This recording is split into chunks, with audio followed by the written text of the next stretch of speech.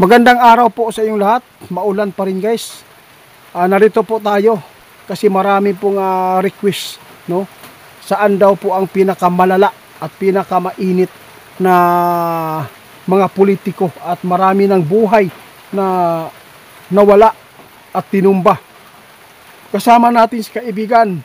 Isa na po dito na ipaabot po niya na dapat po tayo ay mag-ingat. Lalo na po ay malapit na po ang halalan. Kasi hindi po talaga yung mga tao na tumatakbo sa politiko, kadalasan po mga selfish. Babala po ito ha. Sana po ay makapanood po yung mga tumatakbo ngayon. Hindi po natin isipin yung pangsarili lang natin, no? Material na bagay. Kung ayaw po ng mga tao sa inyo na bumoto, pabayaan mo sila. Kung sino man po ang kanilang iboboto, kasi lahat po tayo dito sa mundo ay mayroon pong tinatawag na pipiliin, di ba, tay? Mayroon pong nagtanong, tay, asa ba daw ang pinakamainit daw ng mga tumatakbo ngayon na dapat po mag-ingat? Number 1 na po dyan, tay. Oo, totoo po yan.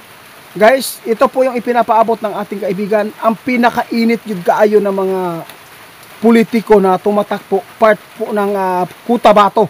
Doon po talaga ang pinakamainit. Buhay po ang nakataya doon. Kung ako, no, kung iisipin ko, kung meron na lang po akong pera, kung meron akong pera, meron akong kaya, ayaw ko nang tumatakbo kasi po sayang po yung buhay natin. No, ilang tao po doon na tumatakbo dyan na tinumba. Ngayon naman, meron tayong nakuwang impormasyon guys na meron pong binaril po doon na hindi po natuluyan. No? Sobrang swerte po niya dahil po hindi po siya natuluyan. Di ba tay? Oo, ito po ang ipaabot ni kaibigan. Oh.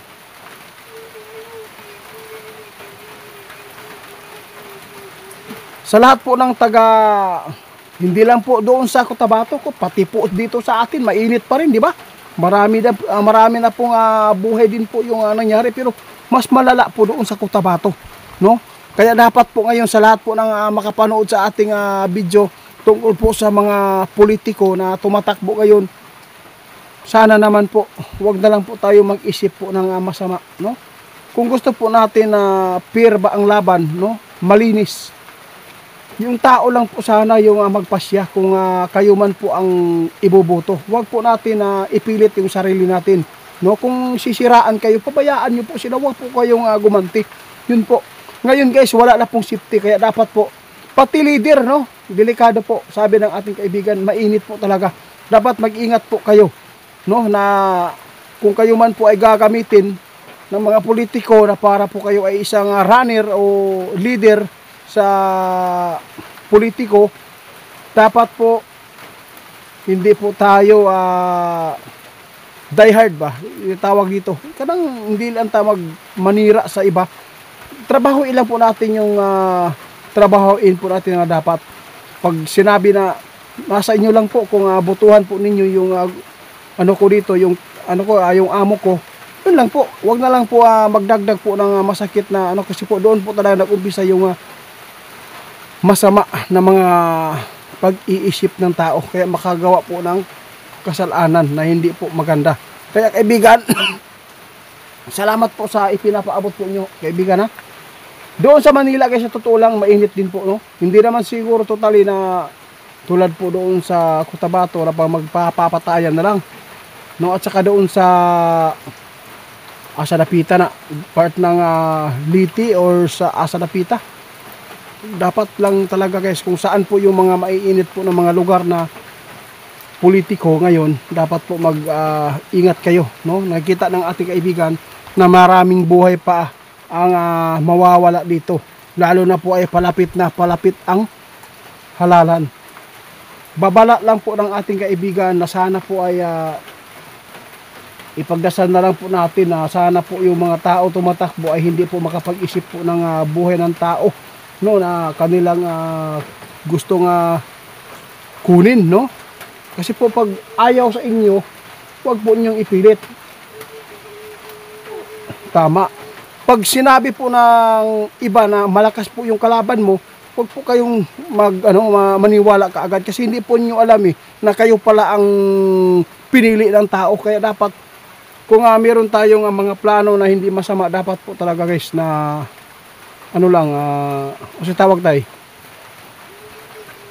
Oo, dapat po tayo sa Panginoon, no? Kung ano man po yung plano natin na gusto po tayo makatulong, no, dapat hindi po tayo gagawa po ng mga karumaldumal na mga ginagawa ng iba, no?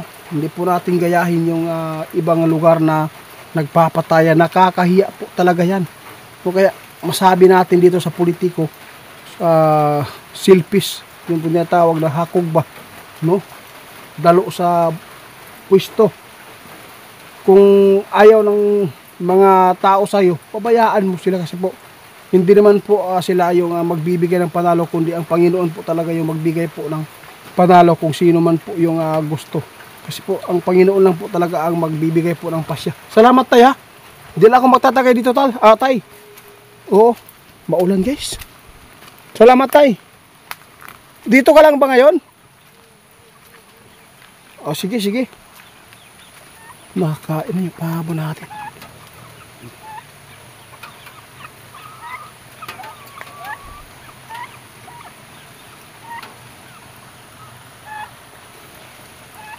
Tay! Mamaya siguro, babalik ako mamaya. Meron po akong pakisuyo mamaya sa inyo. Meron po akong patingnan. Ha? Ilibot natin guys baka po magpakita si kaibigan ba. Pagkaisipin ninyo ba na tao yung nagsasalita dito, no? Kita ninyo sa camera, walay tao gyud.